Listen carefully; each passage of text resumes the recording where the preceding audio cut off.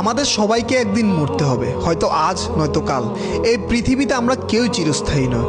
আমাদের এই ছোট্ট জীবনে দেখেন না কতই চিন্তা, বাবা মা, আত্মীয় স্বজন, পরিবারের চাহিদা, আমাকে ব্যাংক ব্যালেন্স করতে হবে, টাকা কামাইতে হবে, বাড়ি গাড়ি করতে হবে, ভবিষ্যৎ, কত চিন্তা। কিন্তু ছোট্ট একটা জীবন, একটাবার চোখ বন্ধ করে চিন্তা করেন তো ভাই, আজকে মরে গেলে আপনাকে যখন কবরে দিয়ে আসবে সাথে করে কিচ্ছু যাবে না, না টাকা না বউ বাচ্চা, সব পর হয়ে যাবে এক নিমিষে। আসসালামু আলাইকুম, সবাই কেমন আছেন? আশা করি সবাই ভালো আছেন। নতুন একটা ভিডিওতে সবাইকে স্বাগতম। তো আজকের ভিডিওর প্রথমে অনেকগুলো কথা বলে ফেলছি যেগুলো অনেক বেশি ইম্পর্টেন্ট আমাদের জীবনের জন্য, কারণ আমাদের প্রতিটা মানুষকে মাথায় রাখতে হবে যে এই জীবনে আমাদের এমন কিছু কর্ম করতে হবে যে কর্মটা আমাদের মৃত্যুর পরে কাজে লাগবে। তো আমাদের সংগঠনের সকল ভাইরা মিলে আমরা প্রতিনিয়ত এই চেষ্টাটাই করে যাচ্ছি, ভালো কাজ, মানুষের সেবা করা।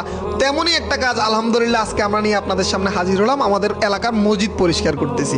তো ইনশাল্লাহ এই কাজগুলো একদিন সোয়াব হিসেবে, নেকি হিসেবে পরকালে আমাদের জন্য কাজে আসবে, আমরা এটাই প্রত্যাশা করি।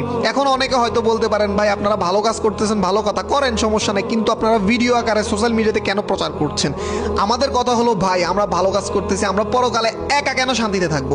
আপনারা যারা দেখতেছেন আপনাদের মনের মধ্যে একটু আশা জাগবে, বন্ধু বান্ধব, গ্রামের সকল যুবকরা মিলে আপনারাও নেমে পড়েন, আপনাদের গ্রামের ভালো কাজগুলো করেন। এতে করে আপনি বা আপনার এলাকার যুবকেরা মিলে যে ভালো কাজের ফলে উপকৃত হবেন, পরকালে পুরস্কৃত হবেন তা কিন্তু নয়।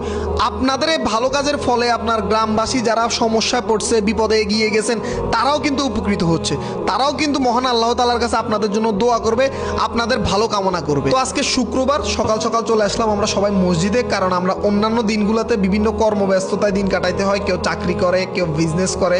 তো এই জন্য সপ্তাহের অন্য দিনগুলোতে আমরা আসলে সবাই একসাথে হইতে পারি না।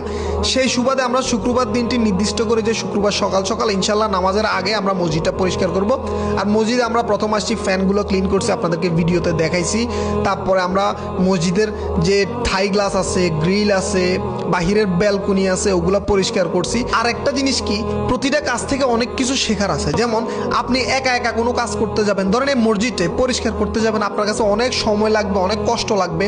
কিন্তু ভাই সবাই মিলে আমরা যখন মসজিদটা পরিষ্কার করতেছি, আমাদের কাছে মনে হচ্ছে না আমরা কোনো কাজ করতেছি, কারণ সবাই কথা বলতেছি, হাসতেছি, হ্যাঁ, মানে কথায় কথায় আমরা কি আমাদের কাজগুলো করে ফেলতেছি। আমাদের কাজটার মধ্যে আমরা একটু পরিমাণে ক্লান্তি কিছুই পাই নাই, এত মজা লাগতেছিল ভাই। এই জন্যই সবাই মিলে গ্রুপ সিস্টেমে কাজ করাটার মধ্যে মজা আছে। আর তার মধ্যে যদি সেটা হয় ভালো কাজ, ভাই বিশ্বাস করেন আল্লাহ এত পরিমাণে বরকত দান করে, সেটা আপনি মানে নিজে না করলে বুঝতেই পারবেন না। তো আলহামদুলিল্লাহ এভাবে আমাদের মসজিদের আজকের কার্যক্রম সম্পূর্ণ করতে পেরেছি। তো আল্লাহ তাআলার কাছে আপনারা শুধু আমাদের জন্য দোয়া করবেন, আমাদের সংগঠনের সকল যুবক ভাইরা যাতে আমরা একসাথে একত্রবদ্ধ হয়ে এভাবেই আমাদের এলাকার সকল ভালো কাজ, সকল মানুষের বিপদে আপদে আমরা আমাদের নিজেদেরকে বিলিয়ে দিতে পারি। আল্লাহ যাতে আমাদেরকে সবাইকে এভাবে ঐক্যবদ্ধ হয়ে চলার, ভালো কাজ করার তৌফিক দান করে, তার জন্য দোয়া করবেন। সবাই ভালো থাকবেন। আজকের ভিডিও পর্যন্ত, আসসালামু আলাইকুম।